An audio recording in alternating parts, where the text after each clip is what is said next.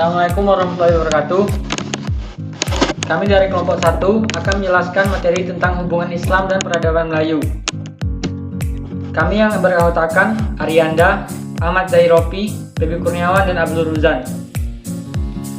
Materi yang pertama yaitu sejarah Islam di Indonesia. Di Indonesia terkenal dengan penduduknya yang mayoritas pemeluk agama Islam, budayanya, alamnya yang luas, hasil bumi yang cukup banyak. Sejarah maksudnya Islam awalnya dibawa oleh pedagang Gujarat, lalu diikuti oleh pedagang Arab dan Persia. Sambil berdagang mereka menyebarkan agama Islam ke tempat mereka berlabuh di seluruh Indonesia. Banyak yang berspekulasi jika Islam masuk ke Indonesia di abad ke-7 atau ke-8, karena pada abad tersebut terdapat perkampungan Islam di sekitar Selat Malaka. Selain pedagang juga ada dengan cara mendakwah seperti penyebaran di tanah Jawa yang dilakukan oleh para wali songo. Mereka lah yang sang pendakwah dan sang ulama yang menyebarkan Islam dengan cara pendekatan sosial budaya. Di Jawa, Islam masuk melalui pesisir utara Pulau Jawa. Dan ditemukan makam Fatimah binti Maimun bin Hibatullah. Di Mojokerto juga telah ditemukannya ratusan makam Islam kuno. Diperkirakan makam ini adalah makam para keluarga Istana Majapahit. Di Kalimantan, Islam masuk melalui Pontianak pada abad ke-18. Di hulu Sungai Pawan, Kalimantan Barat ditemukan pemakaman Islam kuno. Di Kalimantan Timur, Islam masuk melalui Kerajaan Kutai. Di Kalimantan Selatan melalui Kerajaan Banjar. Dan dari Kalimantan Tengah ditemukan Masjid Gede di Kota Waringin yang dibangun pada tahun 1434 Masehi. Di Sulawesi, Islam masuk melalui raja dan masyarakat Gowatalo. Sebelum Islam datang ke tanah Melayu, orang-orang Melayu adalah penganut animisme, Hinduisme, dan Buddhisme. Namun demikian, sejak kedatangannya, Islam secara berangsur-angsur mulai meyakini dan diterima sebagai agama baru oleh masyarakat Melayu Nusantara. Proses Islamisasi di Nusantara tidak dapat dilepaskan dari peranan kerajaan Islam. Berawal ketika raja setempat memeluk Islam, selanjutnya diikuti oleh para pembesar istana, kaum bangsawan, dan kemudian rakyat jelata. Dalam perkembangan selanjutnya, kesultanan memainkan peranan penting tidak hanya dalam pemapanan kesultanan sebagai institusi politik muslim, pembentukan dan pengembangan institusi-institusi muslim lainnya, seperti pendidikan dan hukum, peradilan agama, tapi juga dalam peningkatan syiar dan dakwah Islam.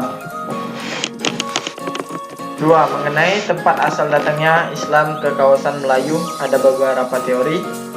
Salah satu teori mengenai asal datangnya Islam ke kawasan Melayu yaitu 1. Teori Arab. Pendapat ini menyatakan bahwa Islam datang langsung dari Arab, atau lebih tepatnya dari Hadramaut. Karena jika dilihat secara nyata jauh ke belakang, sebenarnya telah terjadi hubungan antara penduduk Nusantara dengan bangsa Arab sebelum kelahiran Islam. Dalam satu catatan Syih telah ditemui pada tahun 650 Masehi atau 30 Hijriah. Perkampungan tersebut dihuni oleh orang-orang Arab yang datang ke Sumatera pada abad ke-7 Masehi. Selain itu pula bahwa pada abad 7 Masehi, yakni sekitar tahun 632 Masehi, berangkatlah satu ekspedisi yang terdiri dari beberapa orang saudagar Arab dan beberapa orang mubalik Islam berlayar ke negeri Cina dan tinggal di pelabuhan Aceh, yaitu di Lamuri.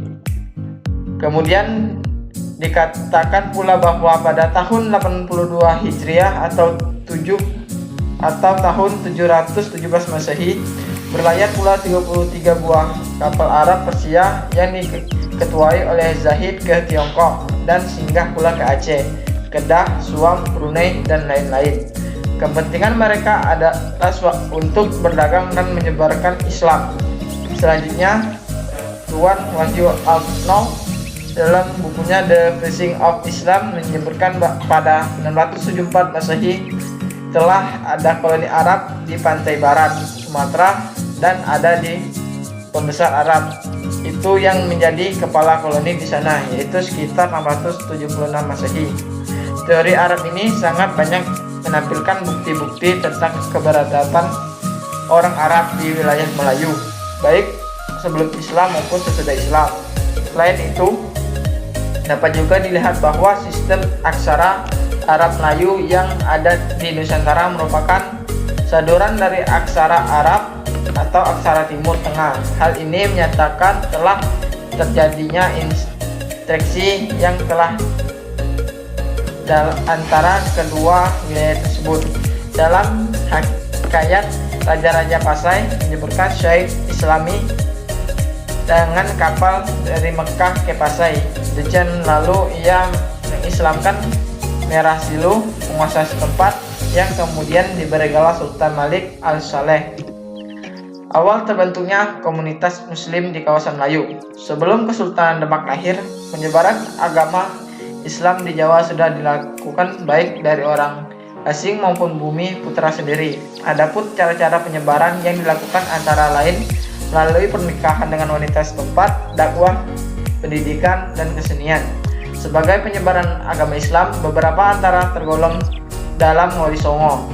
Penyebaran agama Islam juga ditunjukkan ke pulau-pulau lain seperti Maluku, Lombok, Kalimantan, dan Sulawesi. Penyebaran tersebut dipelopori oleh para ulama termasuk Wali Songo dan mendapatkan dukungan dari para penguasa. Masuknya Islam di wilayah Melayu.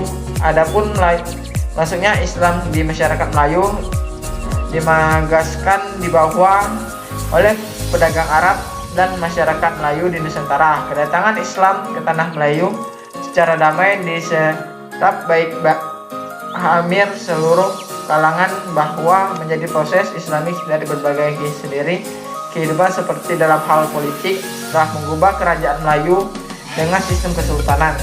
Dalam hal ini Az-Zamardin Azra dalam bukunya di Asia Tenggara mengemukakan dengan kedatangan Islam entitas politik Melayu kemudian secara variatif disebut kerajaan dan kesultanan.